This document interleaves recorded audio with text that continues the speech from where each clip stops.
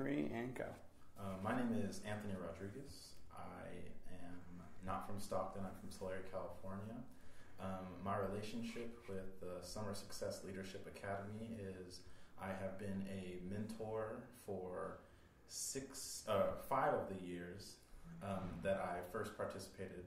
And then this past year, my 6th year, I have the opportunity to take over mentor training. So I had the opportunity to step out of my comfort zone now that I've had training in the area of teaching. I'm an educator now. And now that I've had that experience with the teaching and understanding the different methods and different things that go along with teaching, I was able to step up and train our mentors that were working with the kids this year, which was a very, very, very good experience. And so, Anthony, why was the Summer Success and Leadership Academy created? The Summer Success Leadership Academy was created for the Stockton youth. And Tylisha and Michael, when they came to me, had already established that first year, and they kind of put me in the position to really look at what I saw here in Stockton. And when we sat down, I started talking to them, and I told them, I see a lot of crime, a lot of exposure to that crime, a lot of activities where the kids are exposed to things that they shouldn't be exposed to. And I'm looking up stats online, looking up things online, and I'm figuring out that the kids in Southside they need to age 15 years faster than kids in other parts of the town. And just that alone, us talking about that was just, Michael and Tylisha were like, that's exactly why we created this. Because students, kids, young people, they need to be exposed to things that they're not used to. They need to be exposed to higher education, role models that they necessarily don't get to see all the time, and to get them off the street during the summer to see a place outside of that place that they see all summer. So just that piece alone attracted me to stay here in Stockton, because my heart was destined to leave. But the movement that they have going on to me, it matches. It's similar to Martin Luther King and Malcolm X to me. It's that it's much bigger than one part of the town. It's everybody here coming together to see that the agenda may be this way at the top in north side of town, but that agenda needs to meet and match with everybody in town. And that part alone just was, Summer Success Leadership Academy is powerful. Just I'm these two at the helm are. And these two being Tylisha Hooker and Michael Tubbs, who is a city council person in Stockton and running for the mayor's office. Yes. And so, in a sense, to your point, it's also bigger than the two, the founders themselves. Yes, the two founders themselves. That's right. Kind of, yes. What I did. Yeah. Thank you for writing that up. That's okay. And so, how did you get to did you know them before they created the academy? How did you come across Tylisha Hooker and Michael Tubbs? It was very funny one day. I did not know Tylisha. I did not know Michael before college. So their story was all new to me whenever I first started seeing True Sun. When I saw True Sun and learned about their past, all that stuff was new to me. Learning about that past piece of them, but knowing that piece brought us closer. But the way I met Tylisha, it was summertime here in Stockton. Or no, it was spring going into summertime, and we were just walking on campus and University of the Pacific, because that's where I attended as well. And Tylisha and I both attended the same institution. Never really talked to each other much, didn't really know each other that well, but she kind of saw me walking on campus one day, and she kind of stopped me, and she was like, "Hey, how are you doing?" And I was like, "I'm doing well." She goes, "Are you a student here?" I was like, "Yeah, I'm a student here." And what year are you? And so, well, I'm a sophomore. And she goes, "Oh wow, well, I hold this academy every year." So it was just an interaction, a real quick interaction. She saw me on campus, and she was just like, you don't really see too many people that look like us walking around University of the Pacific campus. So she stopped me and just gave me the spiel about how we do this thing for the youth here during the summer. And to me, it was just like a job. I was like, oh yes, I need a summer job. I've been looking for a summer job. And I was like, I'd love to jump on that train. And once I got into it and saw the deeper meaning behind it, and I was really blown away by what I was involved in. Because it was, like I said, this is work that Dr. King and Malcolm X left behind for us, stuff that they want us, that they hope people are still doing. And what would you say is the mission of the Academy? The mission of the Academy, I would say, is to inform the youth that they have a purpose, that they are set up to fail, but even though that is apparent, even though that is the way things are here in Stockton, they can still be empowered to break out of that setup. And so how do they do that? So walk us through. I'm a South Stockton, resident, and I'm a kid who's like, wow, I want to go to the Academy. How would I get engaged in going to the Academy, and what would my my time at the Academy look like? Okay, so getting engaged in the Academy really is by word of mouth. So we are connected to the schools through the South Stockton Schools Initiative, and Jasmine Delafos does great work with all the schools, getting connected with the principals and the counselors, and getting the word out that we're holding this program this summer. And of course, I'm connected with my school, so I dish it out too. I dish out the invitations to my students as well, entering into freshman year. But as an incoming student, it is we have orientations for them.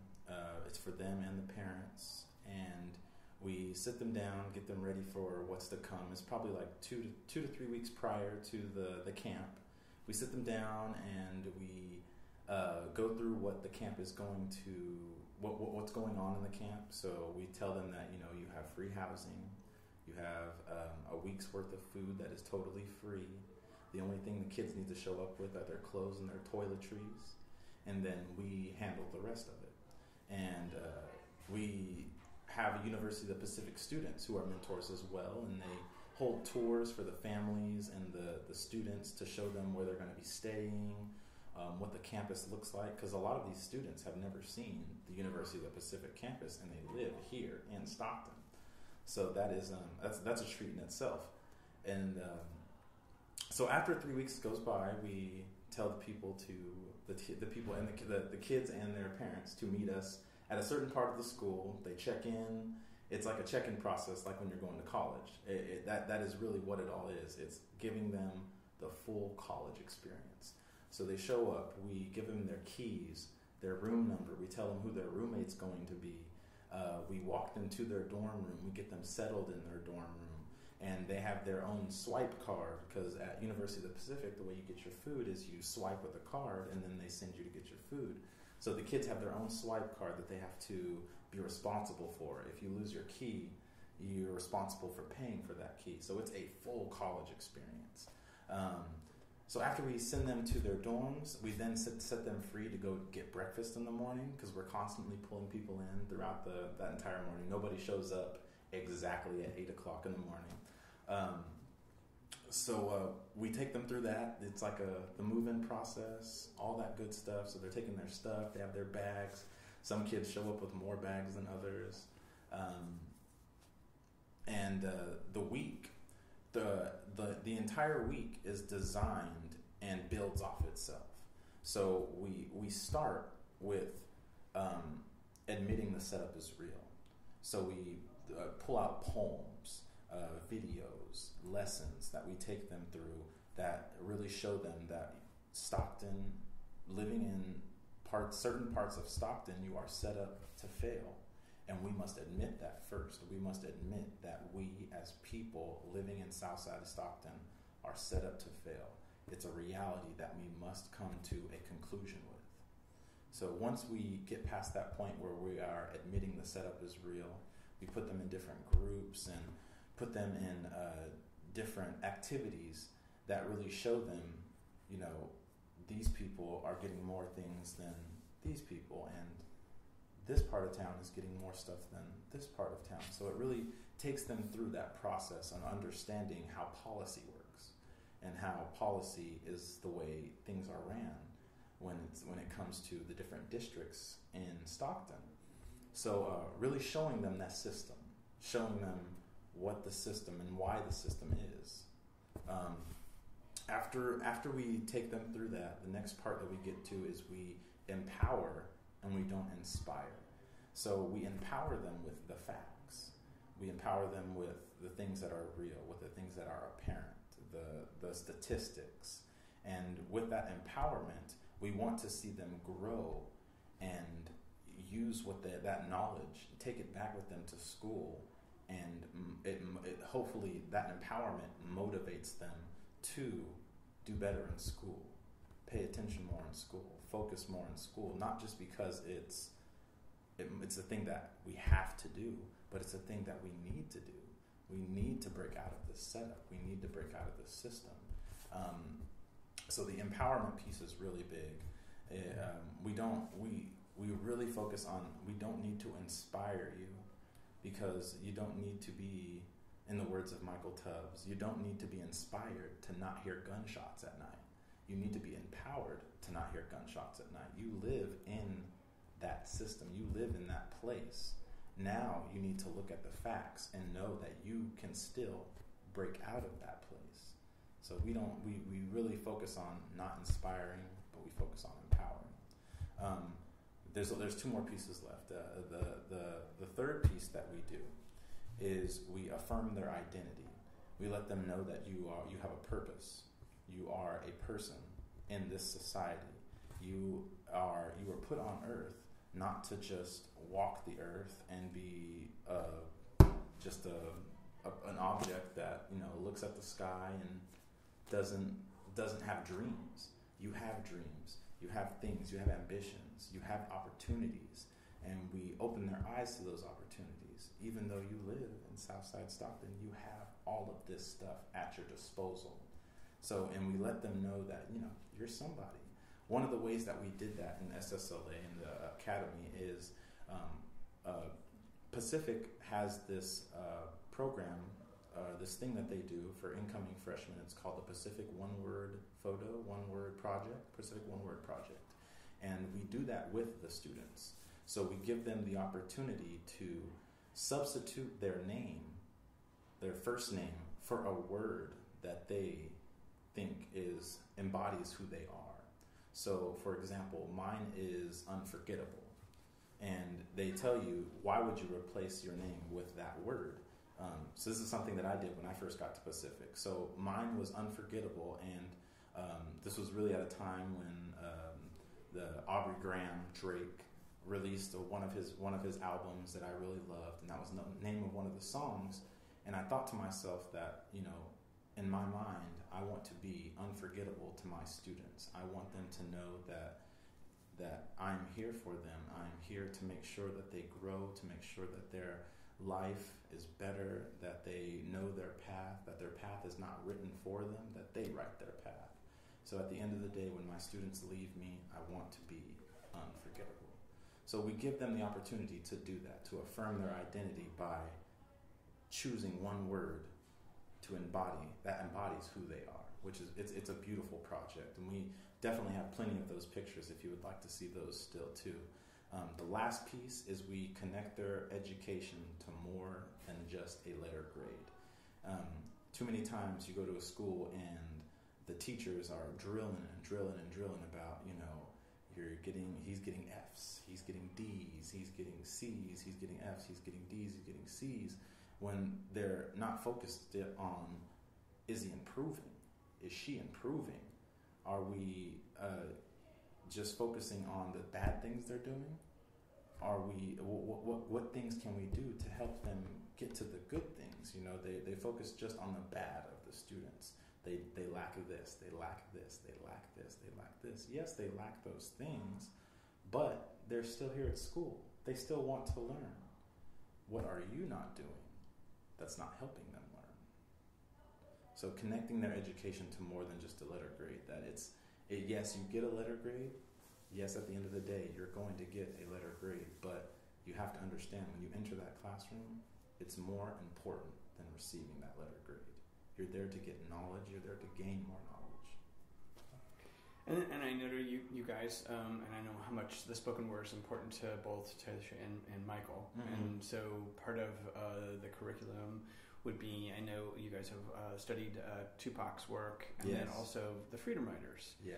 As just an example. So, what do you think the students, who go through the academy, what do they gain, in the process? Do you at the end of going through those 4 pieces that you just described, and essentially learning about their own history and taking ownership of the fact that here's where they are, here's the system in front of them, they can take some action to guide themselves. What do you think, a student at the end of, because it's only a week, is it? It's only a week long. Yeah, it's only a week long. So within 1 week, you're, trying to change someone's complete perception of, who they are. Yes. Of course, some people walk away and, and they walk away with the idea that it's a horse and pony show. But that's just the few. The majority, which is a good fair, I think Tylisha said it's a 95 to 98% of the kids walk away feeling motivated, feeling like they can go back to their school and make change. This is all them coming back to like ice cream socials and things that we do to check up on them, and it's a personality change. I've seen multiple kids go through such personality changes. For example, I'm sure he's been mentioned before, but one of our students' names is Albert Lopez, and he was ex-gang member. When he first came to us, he was in a gang. He was in bad things, doing bad things with his life. But then, once he came to this academy, the very next year we saw him, his grades are changing. His teachers are noticing him more. And these are things that, Michael and Tylisha are telling me, and I'm just kind of like blown away by them. And it's a total mindset change in a week, because they come to reality. They realize that, the place that they live in is something's wrong, and nobody has told them about it. But now that they understand it, it makes sense to a point where they understand that, they can take advantage of what's in front of them. They can take advantage of their future. Now they know that they are in control, because they have felt that sense of powerlessness, that other people are in control of their lives, time after time after time after time. And Albert was one of the biggest ones for us, because he was involved in such bad things, and people were making decisions for him. And we told him, and we helped him, and we helped him understand that, dude, you can make your own choices. You don't need other people to make those choices for you. But he was just so deep into it that he felt that people were making choices for him. And I think it's where a lot of the kids really come to reality with that their paths for so long have been written, and now that they can take control of it, because it's really unwritten. You are the one that can take control of this path, going to your school, going to community events. You can get involved and show that you are dedicated to what's next. And I really think that all the kids really sense that, and they walk away with it. But they have to go back to their high schools. They have to go back to their homes at the end of the day, and they're right back in it. So I know they walk away knowing that they can write their own path. But at the same time, it's always hard to go right back to where you came from, right back to, you leave Pacific and go right back to your home. So it's easy for it to go empty. And that's why we bring them back for like the ice cream socials and the check in with them at schools, go talk to their principals, make sure they're doing good in class and stuff like that, to build that fuel back up, to know that, hey, we're still dedicated to you. Right. It's not about 1 week during the summer. It's about the path that's in front of you now, and we're going to make sure that path is unwritten still, that you are the one writing that path. So 95 to 98% of the kids really walk away feeling that they are in control now, that we understand reality, and that Stockton is this way, but we can make it this way. And what would you say, Anthony, is the average age of a student participating in the academy? Mostly, I would say sophomores and juniors attend. In high school? Yeah, sophomores, juniors. So what like is that? 14, 15, 16? Yeah, 14, 15, 16. Yep. We have started accepting freshmen a lot more, just because the freshmen are getting ready to go to school, and they're getting ready just to jump right into it.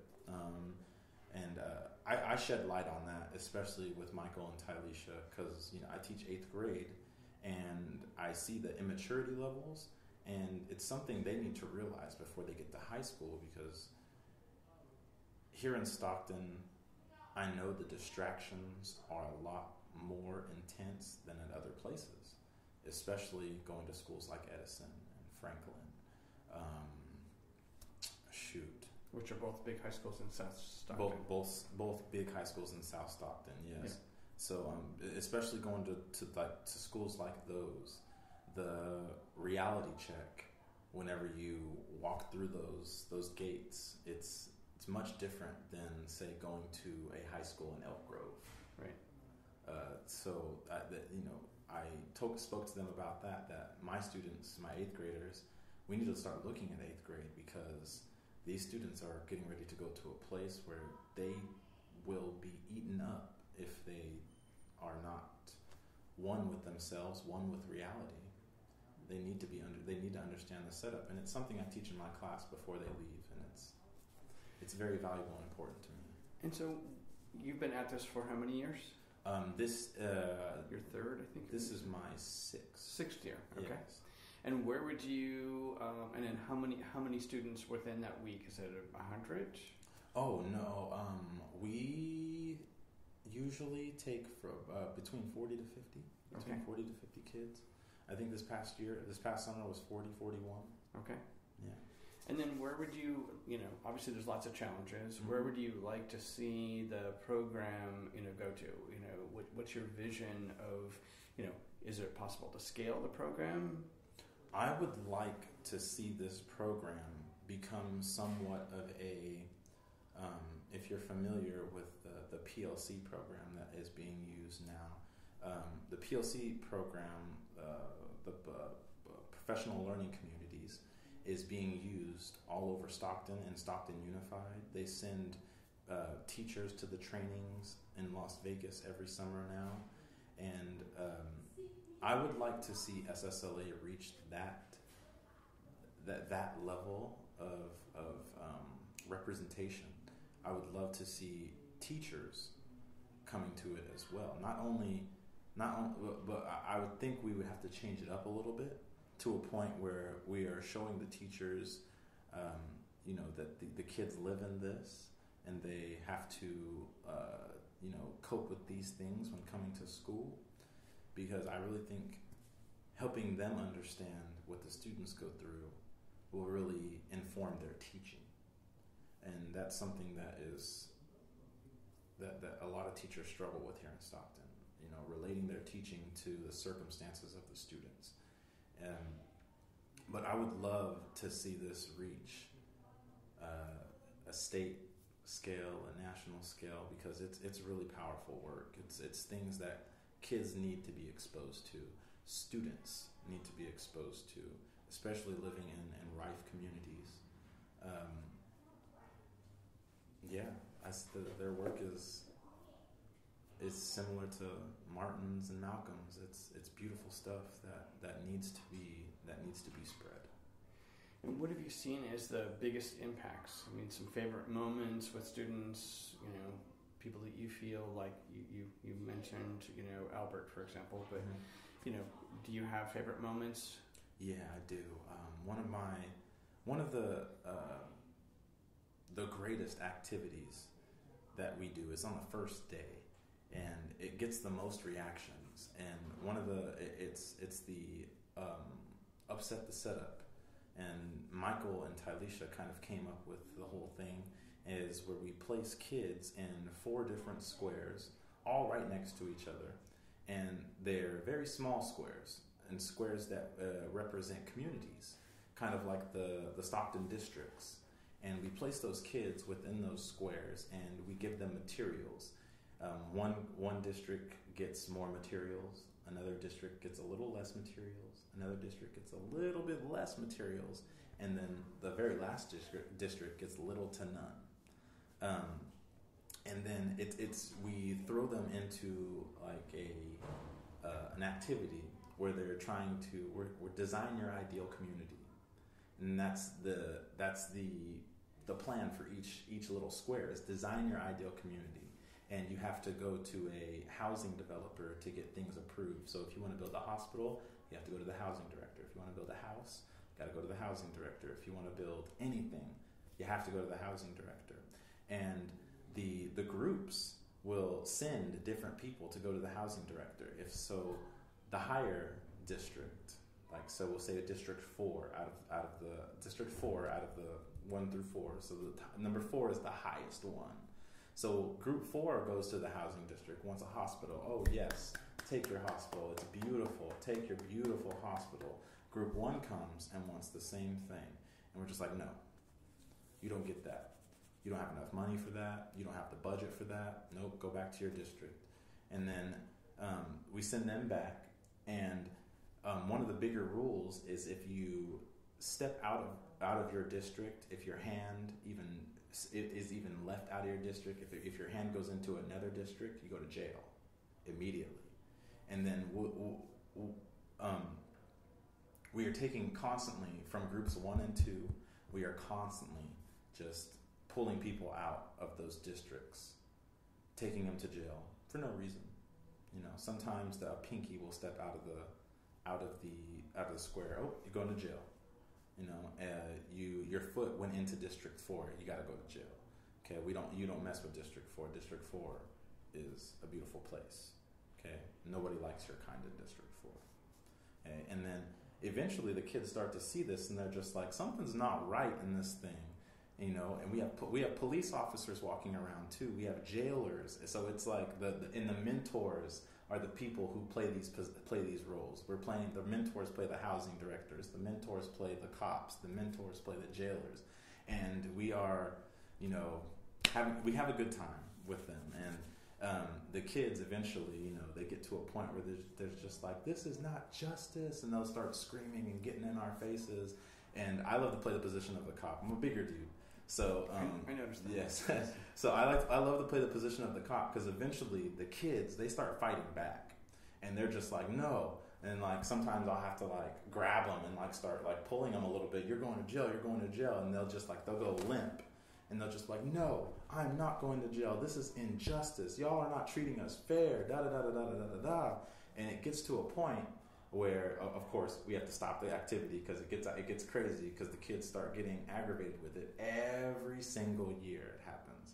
It gets aggravating for the 2 lower groups, and then we'll put them in a circle, and we'll just start talking about things. And this is where they really start to come like to reality about, you know, I saw people over in District 4 getting all these things, and then we asked for this, and they told us, no, we don't. You guys can't have that. And then we saw them getting more stuff. We saw them getting football stadiums. The mayor was visiting their beautiful houses and all this stuff. And we are over here trying to improve our community, and the mayor is putting our community down. So it's just a very large aha moment. Yeah, it's a very large aha moment. And we start, and then that's when we start to pull in, you know, what were we talking about with Tupac? What were we talking about with the districts here in Stockton? Where you come from? What we see here with the different things in Stockton, it's a complete breakdown of the entire week in one activity. So you're essentially also providing the context of each district is really the context of how a municipal government / politics power structure is set up. Yeah. So they get a chance to really understand the game. Mm-hmm. You know, it's bigger than a game. Yeah. Much bigger. It's much bigger than a game. But it sounds like at the end of this week, they're also inspired to, you know, realize it's more than a game. It is a game. They're a player in the game. They have to engage in the game and either become a better player at the game and or, you know, create coalitions of other players, right, to create community-based power. Yeah, we are pawns in the plan. How do you become something else? How do you become a rook? How do you become a knight? You know, how do you become those things? Right. Education. how do you discover that you can not just be a pawn, that you can become a part of the chessboard now? You become a strong player on that chessboard. Education. Right. So for you, the aha is that you are creating awareness at a level that when they first show up that day have no idea. Yes. Right. Yeah. And so by creating that awareness, they come out of the program. How many of the students or participants have been able to go on to Delta College or UOP or a local, state college? A fair amount, actually. We cannot keep track of all of them because eventually some of them move away. But they always tend to come back and visit and let us know how they're doing. But like I said, that 95 to 98% is the amount of kids that are graduating with high school diplomas and actually pursuing higher education. So how does that compare to a district wide? What would you say the district numbers? The district numbers, the last time I had checked, I think were between 65 to 70 going on to higher education. That go on to higher education, and then the other amount either go to the Army or start working or end up in harsher circumstances, unfortunately. Right. But that piece is really what keeps us strong with the people who sponsor us during the summer to keep the program going. Is that number that we keep high. Right. For ourselves. But yes, it's definitely greater than the Stockton Unified's overall. And that's good for us. We want to make sure our students are getting to where they need to get to, where they want to get to. But yeah, I don't know the exact number, but I remember Tylisha was saying it, and I had told somebody it was like 85, 86% when I was there this summer, and then Tylisha had to stop me and be like, Anthony, it's like 95 to she said like 95, 98%, 96%. One of those. I just know it's in that area, 95, 98, somewhere in there. It's not 100 like we would want. Right, but that's realistic, right? It's realistic. It's still anywhere from 10 to 15 points higher than the average in the district. You're inspiring students to be engaged and believe enough in themselves that they can do the academic work to propel themselves into another level. Yes. Right. So, Anthony, is there one thing about yourself that you don't feel people know about? One thing about myself that I feel like people don't know about.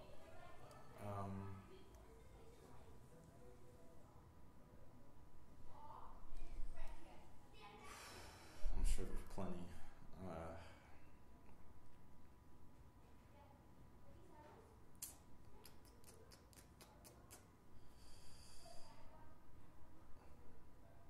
Oh wow. I would say that I have not made a big announcement about it, but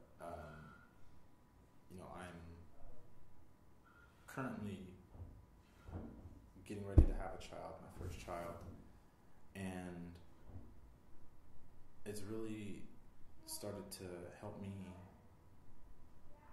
look deeper at the world and issues that are going on, and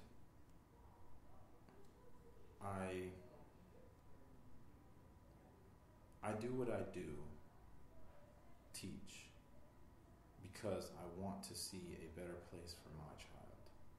I want to see people creating a better place better streets for my child to walk down.